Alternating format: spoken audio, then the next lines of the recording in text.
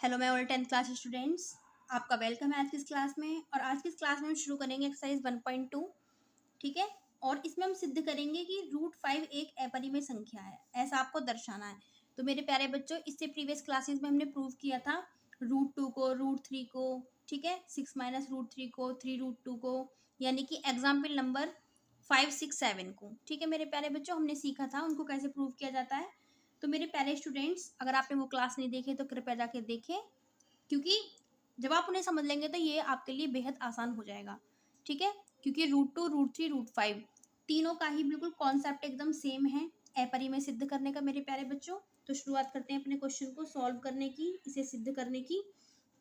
तो मैंने आपको बताया, जब ऐसा क्वेश्चन होता है अपरिमेय सिद्ध करने का, तो हम इसको बिल्कुल अपोजिट मान लेंगे। ठीक है, अपरिमेय का अपोजिट क्या होता है? परिमेय संख्या होता है। ठीक है मेरे प्यारे बच्चों, तो अपरिमेय हम इसको मान लेंगे। तो यहाँ पे आप लिखेंगे माना √5 एक परिमेय संख्या है। कैसी संख्या है मेरे प्यारे बच्चों? परिमेय। अब परिमेय को हम P/Q की फॉर्म में लिख सकते हैं, आप A/B भी लिख सकते हैं, यानी कि फ्रैक्शन की फॉर्म में उसे हम लिख सकते हैं। परिमेय संख्या है। ठीक है स्टूडेंट्स, चलिए आगे का स्टेप क्या होगा आपका, देखिए। तो अब जब ये परिमेय, तो इसको हम P/Q की फॉर्म में लिख सकते हैं। यहाँ पे PQ की जगह पे आप AB भी ले सकते हैं, कोई भी आप अल्फाबेट यहाँ पे यूज कर सकते हैं। तो यहाँ पे आप बताएंगे स्टूडेंट कि P व Q सह अभाज्य संख्याएं हैं। कैसी संख्याएं हैं? सह अभाज्य संख्याएं। सहभाज्य संख्याएं क्या होती है मेरे प्यारे बच्चों? मैं आपको भी एक्सप्लेन करती हूँ। ऐसे दो नंबर्स जिनका उभयनिष्ठ गुणनखंड 1 हो, या इसे आप दूसरे शब्दों में कह सकते हैं कि ऐसे दो नंबर जिनका HCF 1 हो, उनको हम सह अभाज्य बोलते हैं। ठीक है, तो यहाँ पे P और Q का जो उभयनिष्ठ गुणनखंड है वो केवल 1 है। ठीक है, अब यहाँ पे आप इसको क्या लेंगे, इन दोनों चीजों को आप 1 मान लें। ठीक है, ये आपकी कल्पना है। क्या है मेरे प्यारे बच्चों? ये आपकी कल्पना, इन दोनों को मैंने 1 मान लिया। ठीक है, अब नेक्स्ट स्टेप में आप क्या करेंगे, इनकी करेंगे आप तिरछी गुणा, क्रॉस मल्टीप्लीकेशन। P की 1 में करेंगे तो P आएगा, √5 की Q में करेंगे तो √5Q। ठीक है, दोनों पक्षों का वर्ग करना है हमको यहाँ पे अब। ठीक है, दोनों पक्षों का वर्ग करने पर, मेरे साथ आप नोट करते रहिएगा और समझना आपको बहुत ज़्यादा अच्छी तरीके से है। अगर आपको कोई डाउट होता है तो आप मुझसे कमेंट सेक्शन में स्टूडेंट्स पूछ सकते हैं विदाउट एनी हेजिटेशन। ठीक है, तो मेरे प्यारे बच्चों, जब यहाँ पे वर्ग होगा तो P का वर्ग P का वर्ग, √5 का वर्ग 5 होता है, Q का वर्ग Q²।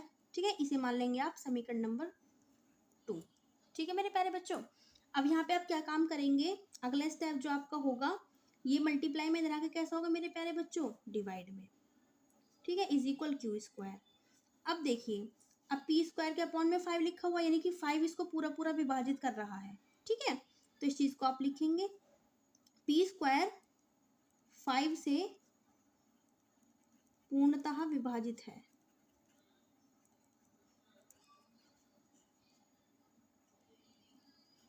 ठीक है, तो P भी क्या होगा आपका? 5 से पूर्णतः विभाजित होगा।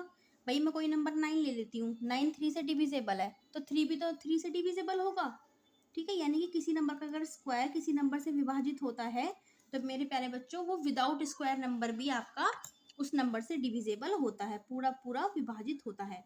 ठीक है, अब ये आपने यहाँ पे लिख दिया, तो यहाँ से मैं रिजल्ट निकला। अतः अब जब 5 P को पूरा पूरा काट रहा है ना, पूरा पूरा विभाजित कर रहा है, तो जो 5 है वो P का गुणनखंड हो गया। ठीक है, 5 P का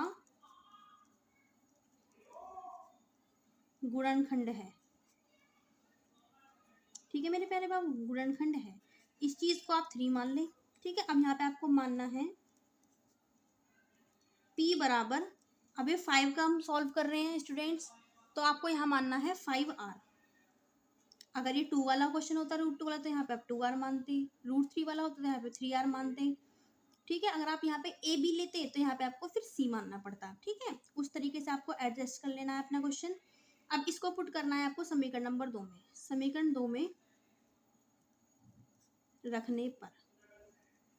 ठीक है मेरे प्यारे स्टूडेंट्स, रखेंगे तो जब p की जगह पे आप रखेंगे तो 5r का वर्ग बराबर 5q का स्क्वायर, इट इम्प्लाइज 5 का square 25, r square is equal 5q square को हम एज इट इज रखेंगे, 5 से ये कट जाएगा 5 टाइम्स, ठीक है। तो ये कितना हो जाएगा आपका, ये मिलेगा आपको 5r स्क्वायर बराबर q स्क्वायर, ठीक है। ओके, अब तो मेरे प्यारे बाबू अब जब यहाँ पे मल्टीप्लाई में है तो इधर जाके कैसा हो जाएगा, डिवाइड में चेंज, यानी कि यहाँ से आपको मिलेगा r square is equal Q square upon 5। अब जो है दो स्टेप्स स्टूडेंट्स आपने यहाँ पे लिखे थे ना p स्क्वायर के लिए, अब सेम टू सेम यहाँ पे आपको q स्क्वायर के लिए लिखने हैं, क्योंकि 5 q स्क्वायर के बिल्कुल मतलब यहाँ पे डिवाइड में है ये, ठीक है। तो 5 इसको पूरा पूरा विभाजित कर रहा है, तो सेम टू सेम ये 2 लाइन्स आपको q स्क्वायर लिखनी है, ठीक है। तो q स्क्वायर 5 से पूर्णतः विभाजित है,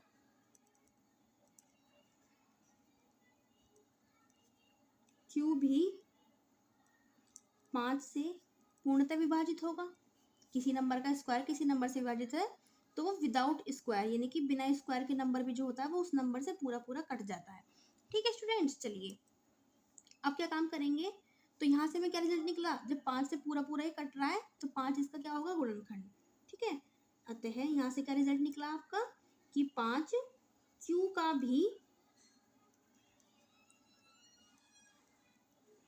गुणनखंड है, ठीक है मेरे प्यारे बच्चों, गुणनखंड है। इसको आप 4 मान लेंगे, तो समीकरण 3 व 4 से क्या प्राप्त हुआ आपको कि 5 जो है वो p का भी गुणनखंड है, 5 q का भी गुणनखंड है, तो दोनों का उभयनिष्ठ गुणनखंड हो गया, नहीं हो गया भाई, दोनों में कॉमन हो गया ये, ठीक है। से 5 p व q का उभयनिष्ठ गुणनखंड है, उभयनिष्ठ गुणनखंड है, ठीक है मेरे प्यारे बाबू। अब लेकिन आप लेके क्या चले थे कि p व q का केवल एक ही गुणनखंड होगा, क्या होगा, एक ही गुणनखंड है 1, ठीक है, उसके अतिरिक्त तो कोई भी गुणनखंड नहीं है, ये आपने यहाँ पे माना था। सहभाज्य का मतलब यही तो होता है कि दोनों नंबर्स का जो गुणनखंड है, कॉमन फैक्टर है, उभयनिष्ठ गुणनखंड है, वो केवल एक है। लेकिन यहाँ पे हमें समीकरण 3 और 4 से प्राप्त हुआ कि p और q का एक और नंबर है 5 जो दोनों नंबर का गुणनखंड है, ठीक है। तो मेरे प्यारे बच्चों यहाँ पे क्या हुआ, समीकरण नंबर 1 का विरोध हुआ, समीकरण नंबर 1 का विरोध हुआ। तो यहाँ पे आप लिखेंगे कि इस चीज को ना अब आप 5 मान लें, ठीक है, एक, तब यहाँ पे लिख दीजिए आराम से कि समीकरण 5 समीकरण 1 का विरोध कर रहा है, ठीक है, विरोध कर रही है, विरोध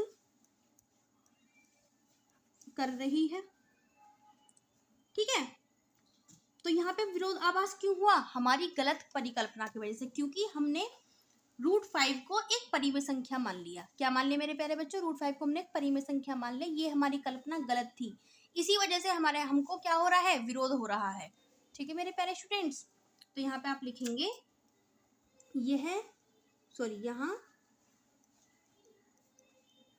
विरोधाभास की स्थिति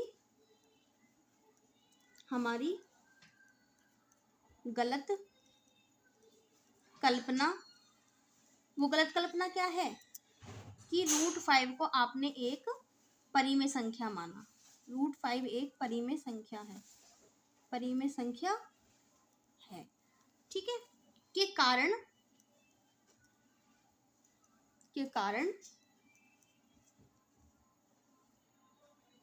उत्पन्न हो रही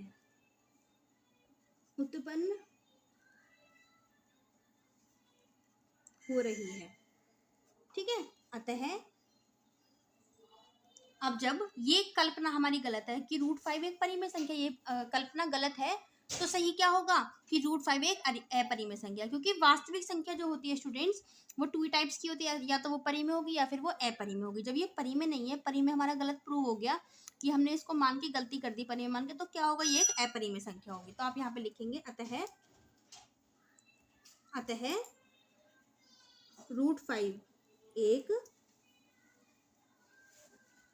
अपरिमेय संख्या है, ठीक है स्टूडेंट्स। इसमें आपको एक एक स्टेप को बहुत अच्छी तरीके से मेंशन करना है, क्योंकि हमारा जो न्यूमेरिकल पोर्शन है स्टूडेंट्स इस टाइप के क्वेश्चंस के अंदर, ठीक है, तो वो बहुत कम है। और जो ये एक्सप्लेनेशन है थ्योरेटिकल, ये बहुत ज़्यादा है। इसको आप समझ के 2 से 3 बार प्रैक्टिस करेंगे ना स्टूडेंट्स, तो आपका ये जो क्वेश्चन है प्रिपेयर हो जाएगा, बिल्कुल आपको अच्छी तरीके से करना आ जाएगा मेरे प्यारे स्टूडेंट्स, ठीक है। और जैसा ये स्टेप्स रूट 5 के लिए था, वैसे रूट 2 के लिए, रूट 3 के लिए, बस जहाँ पे आपका 5 यूज हुआ वहाँ पे आपको अगर रूट 2 के लिए आता है तो 2 कर देना है, 3 के लिए होता है बाई चांस रूट 3 के लिए तो आपको 3 कर देना है 5 के प्लेस पे। बाकी सारे कॉन्सेप्ट, सारे आपके जो यहाँ पे स्टेप्स हैं, सारे के सारे वो बिल्कुल सेम टू सेम है, कुछ भी चेंज नहीं है मेरे प्यारे students. Okay, best wishes for your study and thanks for watching this class. कोई भी डाउट हो तो कमेंट सेक्शन में ज़रूर पूछें।